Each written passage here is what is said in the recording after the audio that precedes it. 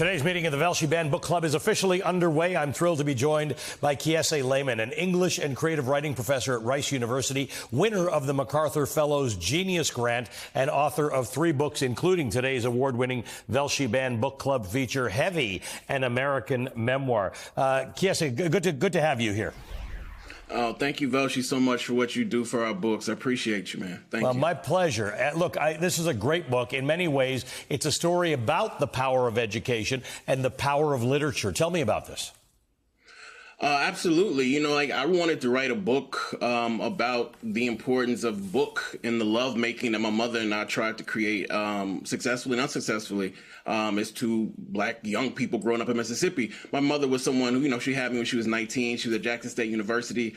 She became a professor, and books were our sort of way of connecting to one another for better and worse. And at the end of the day, a lot of families, we succumb to addiction in different ways. And I was at the end of my rope. I didn't know what to do. So I tried to write a book to my mama to make it better. That's really what Heavy is about. I want to read a little bit from a piece in The Atlantic called The Personal Cost of Black Success. In it, the author writes about your memoir, as well as the book There Will Be No Miracles by Casey Gerald. Why, Laymon and Gerald both ask, are people of color who get the chance to go far and those back home who urge us on so intent on declaring that we are not defined by our circumstances? Talk to me a bit about this idea. That's a great idea. And one of the things I wanted to do in Heavy was talk about these quote unquote circumstances. I was raised by someone who taught me to look at the world and have a critical view of the way the nation, the state, and the world was impacting all of our decisions.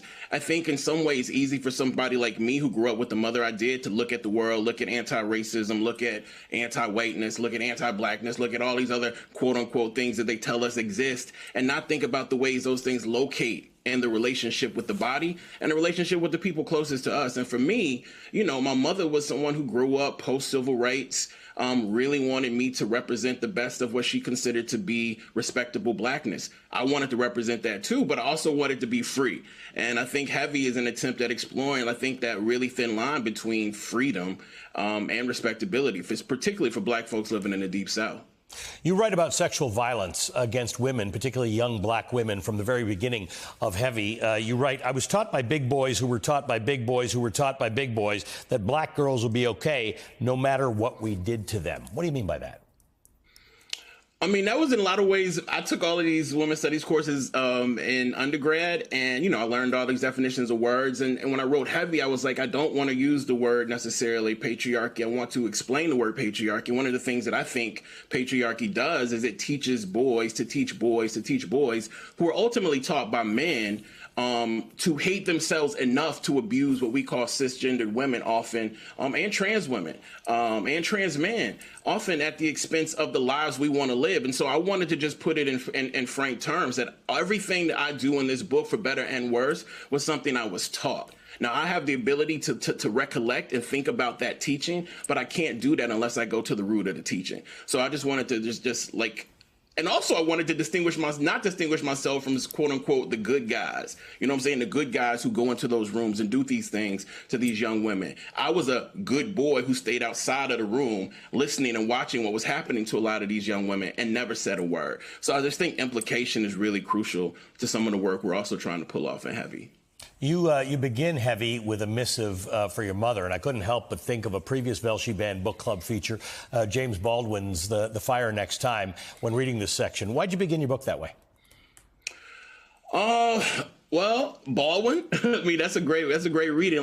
Baldwin, I think, set the standard for us with, The Fire Next Time and his address to his nephew. I didn't want to make this a letter to my mother. I think a letter is very different than a book written to my mother. I wanted to write a book, but I wanted to set the terms for the reader and my mother abundantly clear from the beginning. You know what I mean? This is a book about a child who loves their mother endlessly. But there was a point in my life where I do not think I loved my mother. And I would argue that she did not love me. And I think that had everything to do with us and everything to do with the nation and the state, Mississippi, that we lived in. And I just wanted to address my mother directly from the beginning, as a friend, as an elder, as a teacher, before I let everybody get into what Heavy was really going to do in the next subsequent chapters. Let's talk about the title of the book, Heavy, an American Memoir. The mythos of the great American story is such a part of literary convention in this country, but we know it's just that. It's a myth. Your story is a great American story for so many Americans. Let's talk about this idea of representing this country in books. Oh my goodness! I mean, again, books were. I was raised by one of those mothers who didn't let you have cable. Like I had to go to my friend's house to watch what we call Skinamax, HBO, and whatnot. So again, like books were the foundation of our love for one another. And one of the interesting things about Heavy being banned is that when I found out Heavy was banned, I got a call from a librarian in Missouri. And the first name she said was, your book along with Toni Morrison. And, often people ask me how I felt about my book being banned. And because I heard my book was banned with Toni Morrison, first thing I started doing was smiling ear to ear. I can't even simulate that smile on my face. But then it didn't take long for me to just really consider how sad it was that the greatest writer of English language, to my estimation, was being banned from libraries. And the people doing the banning were some of the same people who didn't want their children wearing masks at the height of COVID. And some of the people doing the banning are the same people who want President Trump to be the president of the world necessarily. So, I took the banning as a necessarily like, oh, Morrison and I have something in common. And then it just sat in because the book is about books. The book is about what books and the lack of books actually did to and for me as a young person. So banning a book about books is what they call nasty work, I would say. It's nasty work, and it is a badge of honor. You're right, because now your work is in a corpus of some very famous people. But it is the aspect that some kid doesn't get to read this that's really important, right? That this is the point. Absolutely. That we have a sense that, I can buy the book. Lots of people will buy it today after seeing you on the Velshi Band Book Club. There's no question about that. You'll track your sales. They'll go up. But that doesn't answer the question about, is there somebody who needs to read your book who doesn't get access to it? Absolutely. And this is why I'm so thankful for the work you've done. A lot of the people you've brought on to talk were people who were written out of education as high schoolers. I was written out of middle school education, written out of high school education, meaning that the identity that I embodied was told they did not belong. So we didn't read books by Black people in Black-ass Mississippi. We didn't read books by like Black grandmothers in Black-ass Mississippi. So when I got older, my mother had a lot of books. Like I was lucky I could get these books. My mother taught at Jackson State University.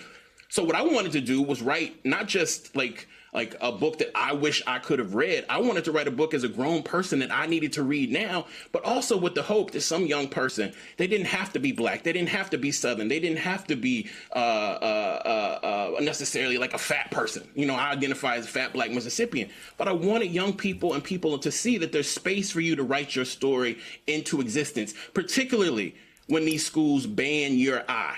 And I had my eye banned, and a lot of young people are having their eyes banned. And these book bannings are just further proof of like there's an insidious group of folks in this country who want to ban our children, not just ban books, but ban our children from exploring identities that they deem fearful. There's nothing more insidious than the work of book banning in this country in 2024.